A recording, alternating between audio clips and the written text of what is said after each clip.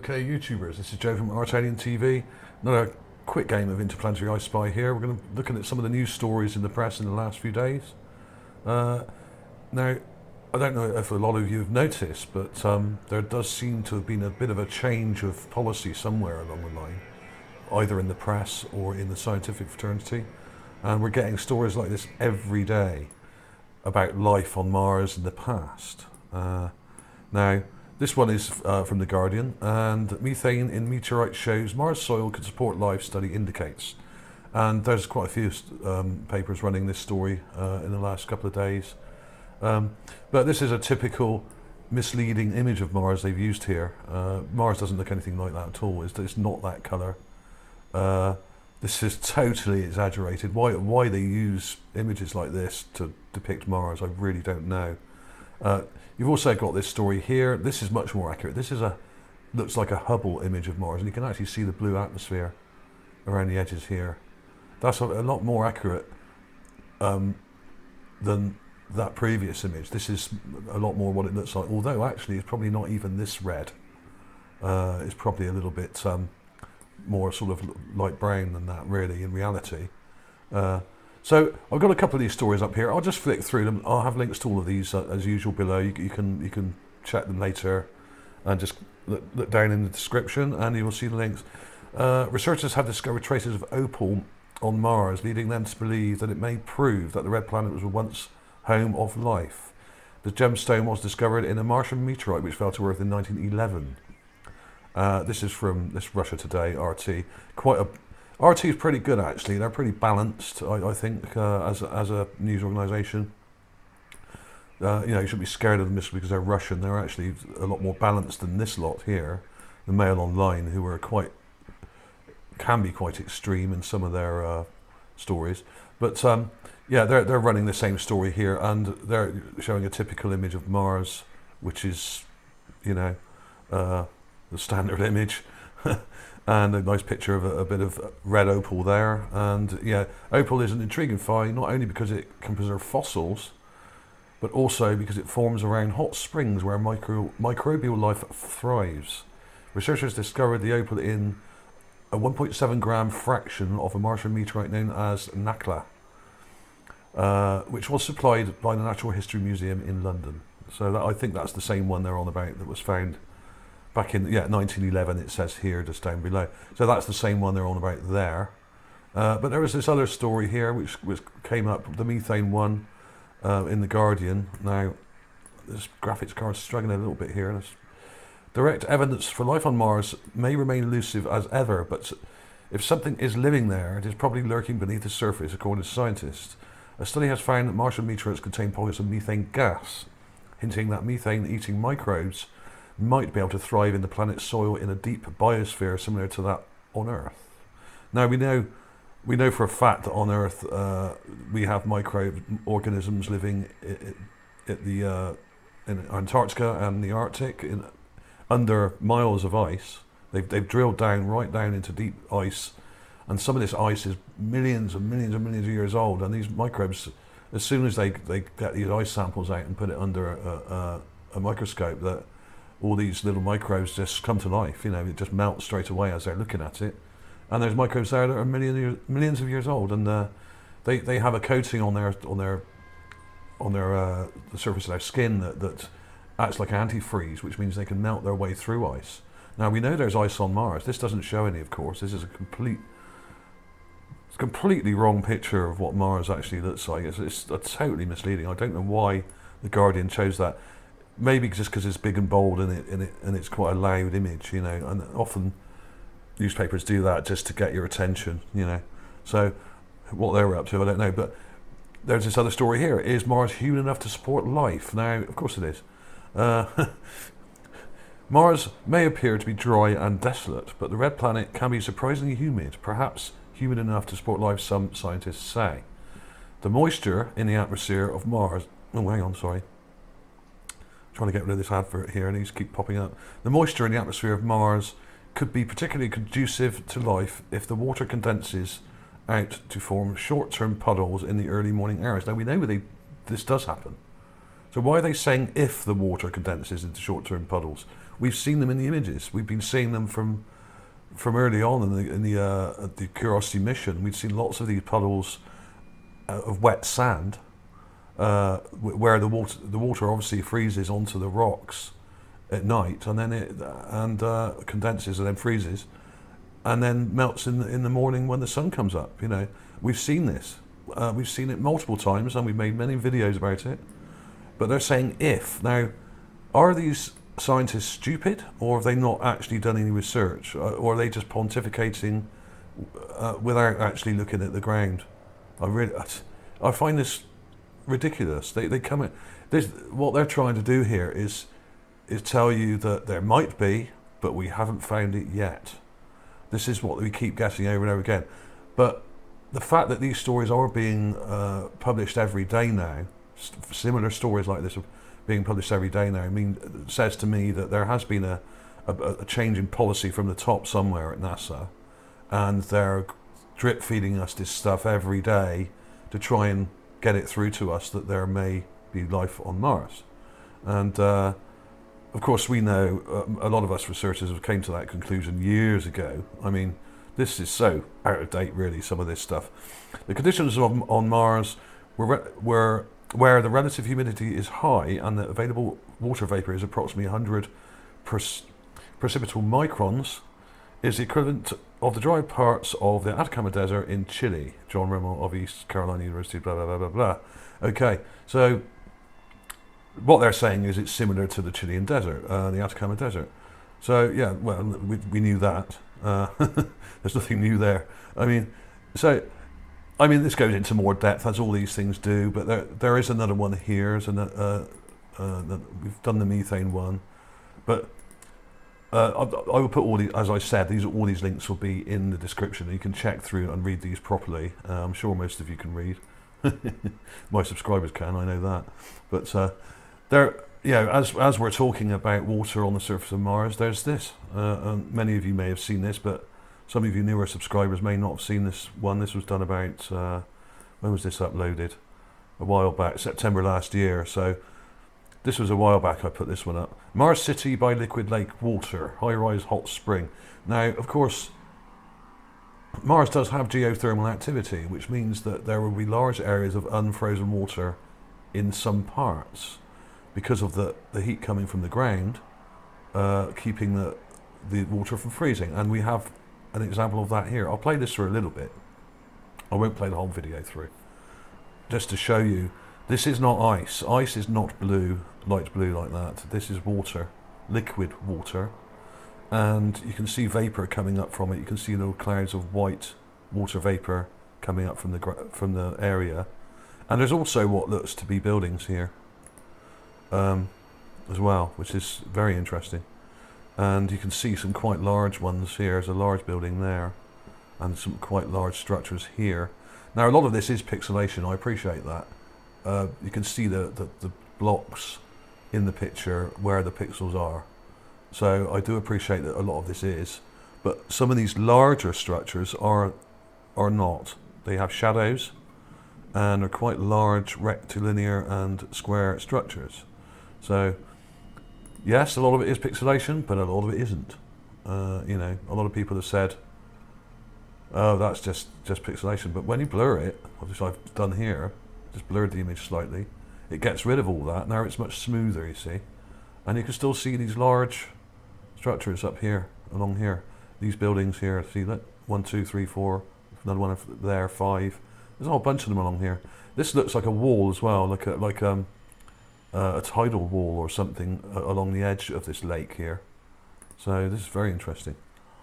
But this cannot be ice. Ice is not light blue in that colour. The only thing that can make that colour on the surface of a planet is water, as far as we know. So there we go. I won't play that all the way through, but it does look like there's a city here. I mean, some of this, like I said, may be pixelation, but there's loads of square and rectangular structures in here. You may want to have a closer look at this. It's only a little short 3-minute video, this one. And when you turn it to negative, and also if you download this image, there's a link to the image here in the description. If you download it and concentrate on the lake, there are structures, buildings under the water. that look pyramidal and rectangular as well. So I thought that was very interesting, but you've got to download the picture and have a look yourself. It's not a massive file, so it's not going to blow your laptop up or anything, you know. So I do recommend the image. It's a lovely image to look at, and it looks very similar to looking at Google Earth. It's strikingly similar to some of the things you see on Google Earth. So there we go, and there's lots of other larger building structures up here, and there's a large, what looks like a large one here. So there we go. I just thought I'd show that. And as we're on the subject of water and stuff like OPAL, there's this video I did also about, I think about the same time last year, August last year, almost a year ago. Mars obelisk, monolith and pyramid buildings. Now this has got loads of crazy stuff in it, and this is one of the best images you'll see. A lot of my subscribers would have seen this video already, but a lot of you new guys that have jumped on board recently may not have. So I do recommend this video because it does seem to show what looks like chalk deposits on the surface. Now this may well not be chalk.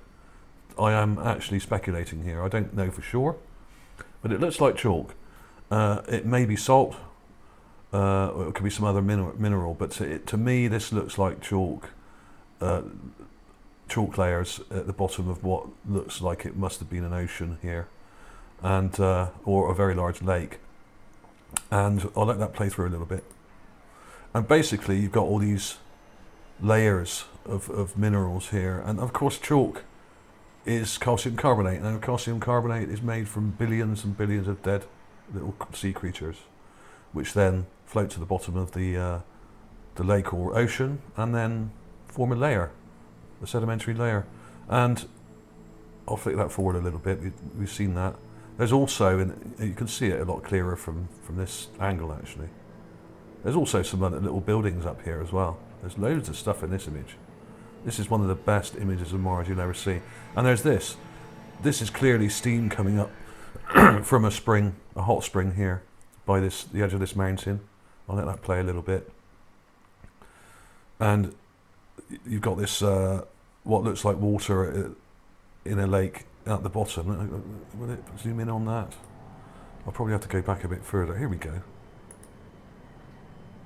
But this was a very clear image of Mars, and we very rarely get to see images like this of Mars.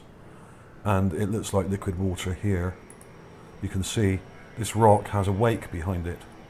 Now that's usually an indication that there's wind blowing from this direction and blowing against it, and the water has a wake from the disturbance. Now the problem is with Mars, there is a lot of blue sand up there on Mars, and it does look like there's a mixture of water and blue sand as well as the brown sand here, the sort of light brown sand as well. So it's difficult to interpret what you're looking at from above in aerial photography and reconnaissance sometimes. And there does seem to be lots of sand dunes here, but they do look wet, and when you look at certain parts of the image, I'll pause it there, you can actually see a reflection. This is not a shadow here. There's the shadow from this overhanging rock, and you can actually see a reflection of these rocks in the wet sand. So there must be at least a few inches of water in this lake here. It's not huge. This lake is probably about half a mile across, or half a kilometre. Couldn't tell you. I can't remember the exact level of zoom. This was taken from space by the HiRISE camera on the MRO, and it's taken at an oblique angle on a close flyby. So this is one of the best images you'll ever see of the Mars surface, and you don't get any better than this. I've never seen one better. This really does go into some wonderful detail, and is awesome. One of my favourites. I come back to this time and time again because it's got everything in it. It's got possible chalk. It's got water vapour up here coming up, evaporating from the ground. Not only that, it has a huge obelisk as well, which is one of my favourite finds. It's up here in the top left corner. So, and if you look really carefully, if you download this image, you can get it from the link down below. If you look at this part of the image here, which is on the left, not only do we have an obelisk up here and another strange obelisk type structure here, but there are what look like pyramid structures behind this misty area here. Now, this may have been airbrushed, but I think that's just water vapor coming up from the ground. And there were probably microbes here, because basically microbes like hot spring lake water.